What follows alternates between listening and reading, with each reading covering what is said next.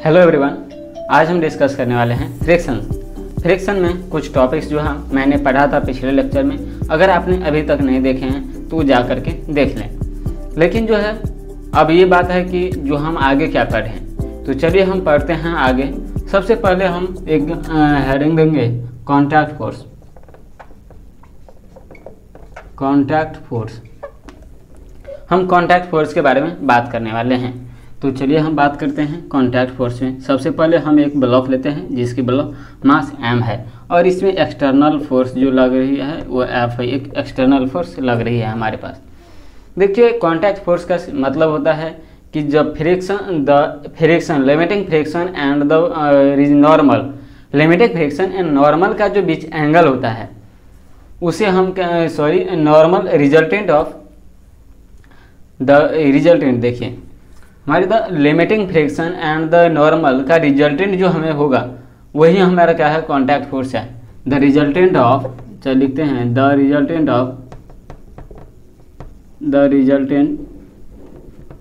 Resultant of normal and limiting friction. Limiting friction किससे कहते हैं? Friction is the angle between the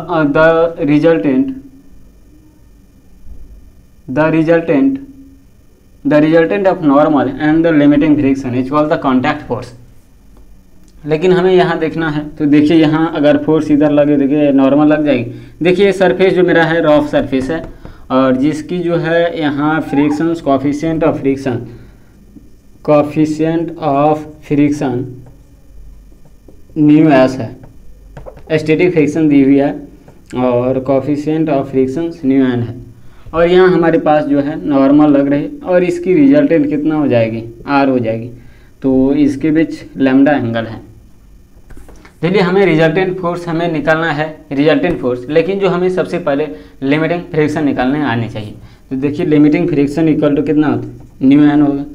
तो limiting friction मेरा new N हो गया और हमें रिजल्टेंट इस फ्रिक्शन और ये लिमिटिंग फ्रिक्शन ये normal and the limiting friction का रिजल्टेंट ही हमें कॉन्टैक्ट फोर्स देता है। तो कॉन्टैक्ट फोर्स लिखते हैं। तो कॉन्टैक्ट फोर्स इक्वल टू हो जाएगा contact force equal to root limiting friction का स्क्वायर प्लस नॉर्मल का स्क्वायर। तो भाई इसमें लिखो लिमिटिंग फ्रिक्शन कितना हो गया भाई, तो न्यू एन हम ये लिख देंगे, न्यू एन का स्क्वायर प्लस नॉर्मल का स्क्वायर, यानी ये हो गए नॉर्मल इंटू न्यू का स्क्वायर और प्लस 1। तो न्यू स्क्वायर प्लस 1 ये मेरा जो है वैल्यू हो गया। आप इस तरह से लिखें, थोड़ा अच्छा लगेगा देखने में। तो इस तरह से मेरा क्या हो गया, ये कॉन्टैक्ट फोर्स हो गया। कॉन्टैक्ट एफ जो हो गया कॉन्टैक्ट फोर्स हो गया। तो मेरा हो जाएगा F contact force N into root mu square plus 1, ये कॉन्टैक्ट फोर्स हुआ। लेकिन हमें एक चीज़ और जाननी है, वो है angle of contact, angle of friction. तो एंगल ऑफ फ्रिक्शन कितना होगा ये भी बात हमें जाननी है। देखिए नॉर्मल और रिजल्टेंट फोर्स के बीच का एंगल, दोनों के बीच का एंगल कौन है, लैम्डा है और यही लैम्डा हमारा है एंगल ऑफ फ्रिक्शन। तो एंगल ऑफ फ्रिक्शन हम निकाल लें, चलिए निकालते हैं। तो angle of friction equal to lambda equal to हो जाएगा टेन थीटा इक्वल टू कितना, normal. Tan theta equal to हो गया लिमिटिंग फ्रिक्शन और इनटू हो गया नॉर्मल। तो limiting friction into mu N और अपॉन हो गई नॉर्मल हो जाएगी इक्वल टू टेन लैम्डा हो जाएगी। थीटा का बराबर क्या है, लैम्डा दी हुई है, तो lambda equal to mu s static दी हुई है और यहाँ भी स्टैटिक लगा देते हैं, यहाँ भी स्टैटिक लगा देते हैं। तो lambda equal to 10 inverse, this is the मेरा कॉन्टैक्ट क्या कहते हैं, angle of friction. Angle of friction मेरा हो जाएगा lambda equal to 10 inverse mu s, this is the angle of friction.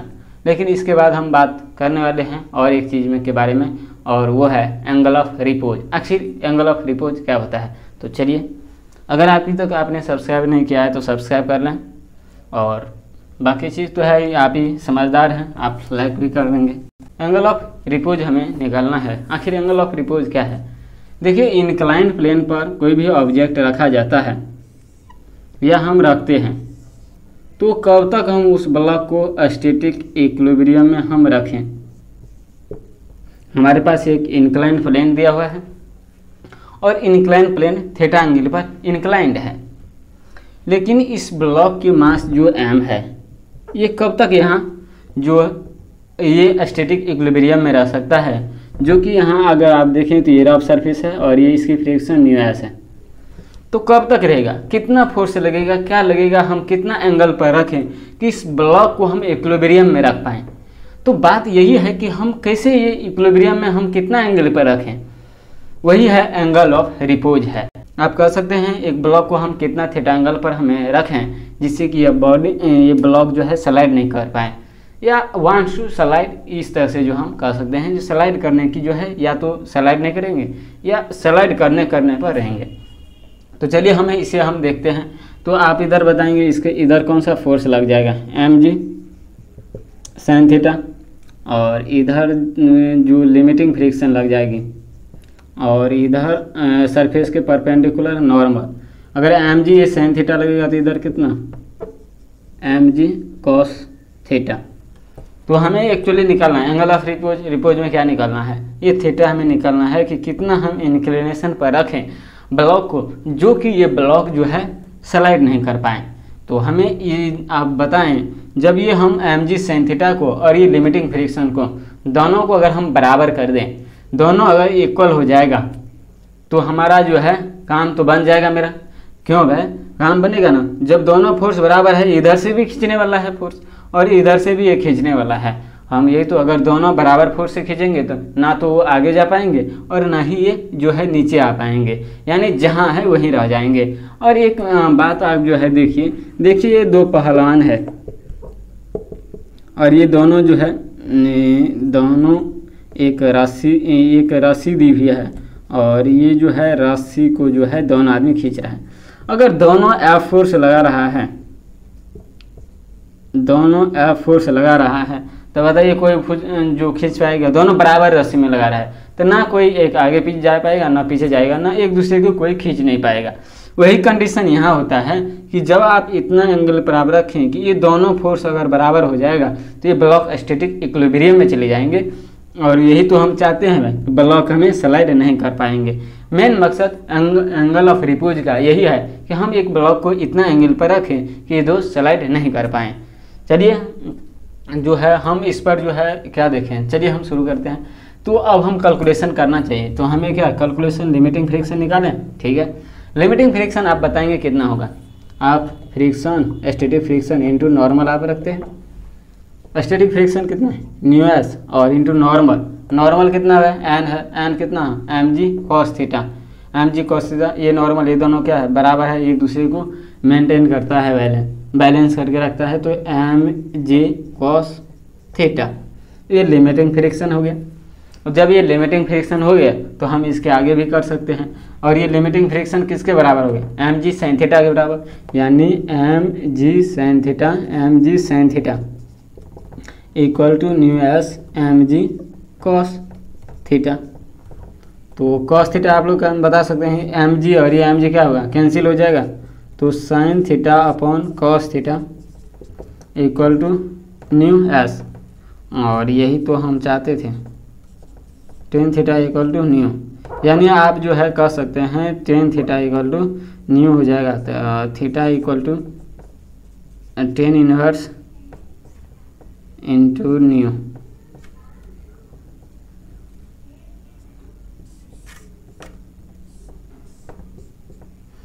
इस तरह से जो है tan theta equal to mu जो हमारा एंगल ऑफ रिपोज निकल जाती है, और ये पॉइंट हमें डिस्कस करना था, लेकिन इसके बाद और भी हम देखते हैं।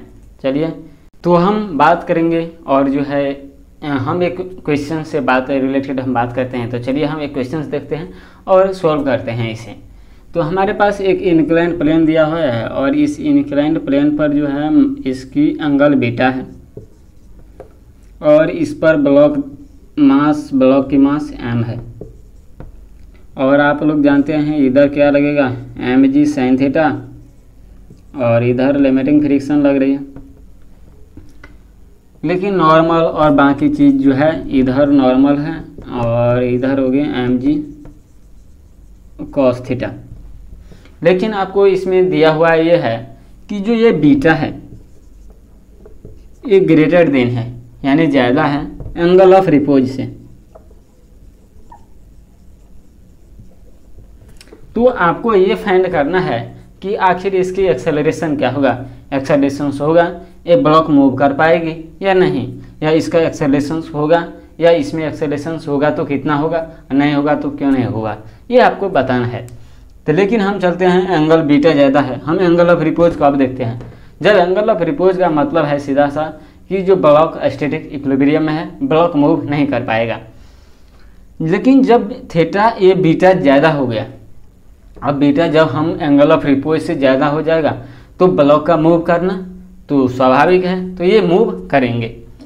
तो mg sin थीटा और ये लिमिटिंग फ्रिक्शन है, तो आप जो है फ्री बॉडी डायग्राम आप यहाँ बना सकते हैं। और इससे सोल्व करने के लिए इसमें तो एक बात है कि जो एक्सेलरेशन होगा, लेकिन हमें इसे सोल्व करने की बात है आखिर एक्सेलरेशन कितना होगा। तो चलिए हम सोल्व करते हैं।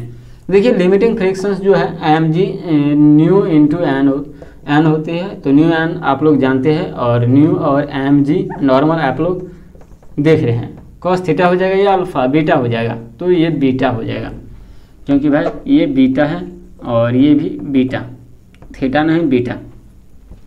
तो mg cos बीटा हमारे पास जो है ये फ्रिक्शन लिमिटिंग फ्रिक्शन हो जाए। लेकिन हमें एक्सेलरेशन निकालना है, तो ये लिमिटिंग फ्रिक्शन और ये एक्सेलरेशन, आप किसी भी ब्लॉक को अगर आप देखते हैं, जब इधर दो फोर्स लग रहा है तो हम नेट फोर्स निकालते हैं, तो इस ब्लॉक में कितना फोर्स लग रहा है। तो चलिए हम नेट फोर्स निकाल कर एक्सेलरेशन सॉल्व कर लें। तो चलिए, तो ये mg sin cos beta mg sin beta mg sin beta minus limiting friction equal to कितना हो जाएगा भाई, m में हो जाएगा, यानी ये एक्सेलरेशन मेरा ये ब्लॉक का होगा। जो मेरे पास ये ब्लॉक है इसकी एक्सेलरेशन a हो जाएगी, और इस a को हम निकाल सकते हैं। Acceleration mg sin beta minus limiting frictions और अपॉन m। आप लिमिटिंग फ्रिक्शंस का वैल्यू बताएं, तो आप बताएंगे new mg cos beta, new mg cos beta upon mass m। तो m क्या होगा ये, और ये कैंसिल, ये भी कैंसिल, कॉमन लेकर के, यानी ये जो हो जाएगी g को भी हम कॉमन ले सकते हैं। तो sign beta minus mu cos beta, इस तरह से जो मेरा एक्सेलरेशन हो गया, और इस तरह से मेरा एक्सेलरेशन आ गया g into sine beta minus mu cos beta. हमारा एक्सेलरेशन ये है और यही हमको निकालना था इसमें, लेकिन इसके बाद ही हम कुछ करने वाले हैं। तो आप लोग इसे नोट करेंगे और इसे जो है आप जो है क्वेश्चंस को प्रैक्टिस करेंगे। इस पर रिलेटेड कई सारे क्वेश्चंस आते हैं, ये टोटल क्वेश्चंस ही हैं जो कि पूछे जाते हैं अक्सर कंपटीशन में। तो आप लोग जो है इसे इस क्वेश्चन से रिलेटेड कई सारे आपको क्वेश्चंस मिल जाएंगे, वैल्यू दिया हुआ रहेगा, और आप जो है अगर कोई भी बुक करते हैं तो वहाँ आपको इस तरह के क्वेश्चंस मिल जाएंगे और उसे आप सोल्व करेंगे। लेकिन इसके बाद जो है हम और जो हम देख रहे हैं क्वेश्चंस, तो आप लोग इसे पहले नोट करिए। ये क्वेश्चंस है और इस क्वेश्चंस जो है थीटा एंगल पर, चलिए थीटा है। देखिए हमारे पास एक ब्लॉक है जिसको हम ब्लॉक की मास m है, और इसी ये रफ सरफेस है, आप इसी रफ सरफेस मान कर चलेंगे, जिसकी limiting friction coefficient of friction mu दी हुई है। लेकिन इस ब्लॉक को मैं इतना वेलोसिटी इधर से दे रहा हूँ, इतना ये जाते जाते जाते इस टॉप पर पहुँचते ही इसकी जो वेलोसिटी कितना हो जाती है, 0। मतलब ये न्यू वेलोसिटी u वेलोसिटी से जा रहा है और इधर v इक्वल टू फाइनल 0 हो गया। आपको इसमें से ये निकालना है कि ये कितना डिस्टेंस ट्रेवल करेगा, ये एस्ट्रोनॉट जो है ये कितना डिस्टेंस ट्रेवल करेगा, इसकी भी मास m है और ये थीटा एंगल पर चल रहे हैं। तो आप लोग बताएं ये कितना जो है ट्रेवल करेगा।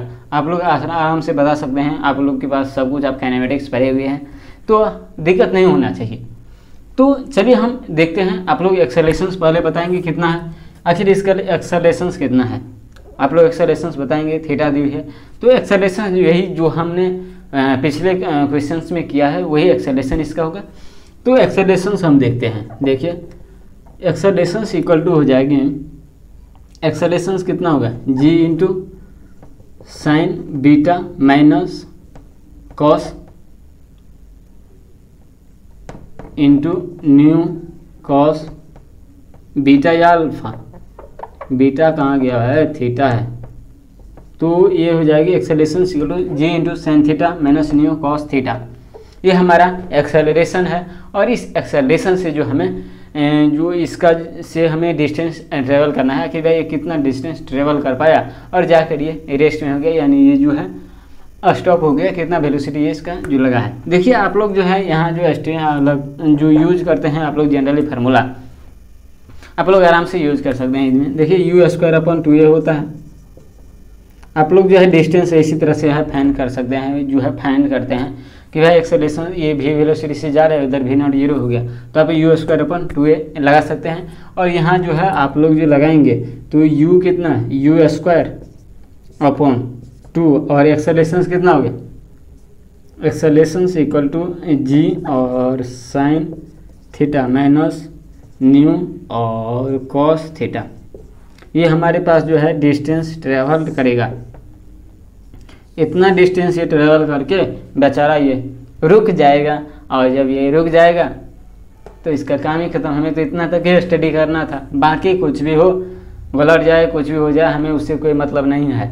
ये जो हमें ये डिस्टेंस ट्रेवल करना था मैंने ट्रेवल कर लिया है, और ये ट्रेवल कर लिया है, निकाल लिया है, बस यही मेरा काम था। तो चलिए हम आपको बता रहे हैं, क्या आपने अभी तक जो है सब्सक्राइब किया है चैनल को? नहीं, किस बात की वेट कर रहे हैं आप लोग? आप लोग वेट करने से कुछ नहीं होगा, पहले तो सब्सक्राइब करिए और उसके बाद लाइक करना मत भूलिए। अगर आप लोग जो है सब्सक्राइब करते हैं तो हमें जो है मोटिवेट मिलता है, मोटिवेशन मिलता है कि भाई जो कुछ काम कर रहे हैं तो भाई चैनल भी ग्रो कर रही है और किसी को बेनिफिट हो रहा है। सबसे इम्पोर्टेंट ये बात है कि आप लोग को बेनिफिट हो रहा है। अगर आप लोग सब्सक्राइब करते हैं तो आप लोग के पास वीडियो की नोटिफिकेशन जाएगी, आप नोटिफिकेशन भी ऑन कर सकते हैं, जो कि आपके पास ये वीडियो की नोटिफिकेशन आपको पहुंच जाएगा और आप लोग जो है आराम से जो है पढ़ पाएंगे जब भी वीडियो अपलोड होगा। तो आप लोग जो है कृपया सब्सक्राइब करें। हाँ, आप लोग जो है आपको कहाँ इसमें दिक्कत आई है वो पार्ट आप बता सकते हैं, जे सर आपने मेरे को यहाँ समझ में नहीं आया है। अगर ये आप बताते हैं तो हमें जो है उसको जो है सोल्व करने या क्यूरी करने के लिए हमें जो है मौका मिलेगा, तो हम जो आप लोगों के लिए उससे जो है अच्छा बेटर कर देंगे, सोल्व भी हम कर सकते हैं। अगर आप टेलीग्राम से जुड़े हुए हैं तो टेलीग्राम पर जा करके आप जुड़ जाएं, जो कि लिंक आपको डिस्क्रिप्शन में मिल जाएगा। वहाँ से आप टेलीग्राम में ज्वाइन कर लेंगे, वहाँ आप क्वेश्चन जब भी डालेंगे हमें जो है क्वेश्चन पूछ सकते हैं वहाँ, और आपको हम वहाँ हैंड राइटिंग आपके पास जो है वो सॉल्यूशन पहुंच जाएगा। समझा भी सकते हैं, कई सारी चीज़ें आप लोगों के पास फैसिलिटी हम उपलब्ध करा रहे हैं। तो आप लोग जो है सब्सक्राइब करना नहीं भूलें।